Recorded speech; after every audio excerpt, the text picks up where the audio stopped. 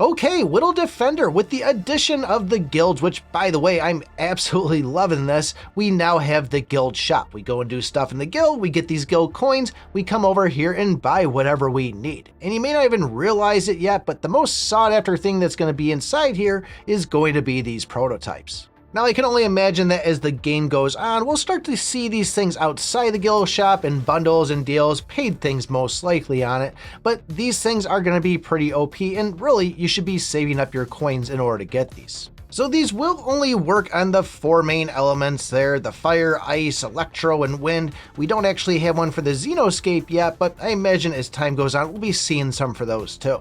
Now I did go and purchase one of the ones in the epic rarity there for 4,000 of these coins, but you really want to do everything you can to hang on to these to go and get the ones that are going to be at that legendary rarity. Using these things at epic, you're really only going to be able to use these in one spot, and that's going to be taking any epic of that elemental up to an epic +1. You'll actually need 2 of them. You don't necessarily need to use these, but you can use any other that element as a fodder.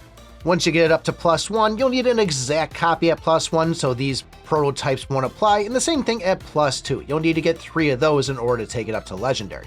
You also won't be able to use this as your first starting piece. It won't even show up. Actually, you won't even see it inside your treasures tab. You'll actually need to go over to your bag, and that's the only spot where you can really see these. So where most of you might not even have legendaries yet, you might be saying, why do I want to wait to that point? Well, in order to go infuse a piece of gear from epic up to legendary, it's going to take 6 of the original copies and 12 fodder. So total of 18 in general. So at 4,000 coins a cost, that's going to equate to 72,000 of these things that, in theory, you would be spending to have 18 of these. Now with the legendaries being at 60,000, that kind of already sounds like a better deal, the better way to spend your coins. When it comes to using those legendary ones, we can actually use these when we want to go take a piece of legendary up to +1, or even going and taking it up to +3. No idea if we'll ever see mythic ones of these, but there is actually one other way that you can go and get a whole bunch of these prototypes, and that's by recycling or lowering your gear.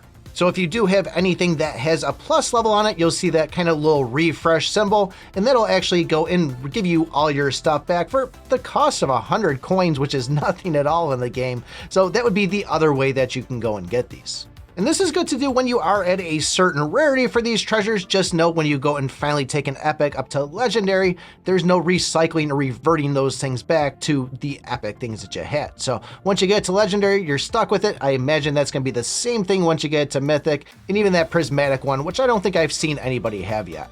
So don't get me wrong, there is a lot of other good things inside this shop. I'm not going to say don't get them, but if you want to know what the best thing you should be saving for, it's definitely these prototypes.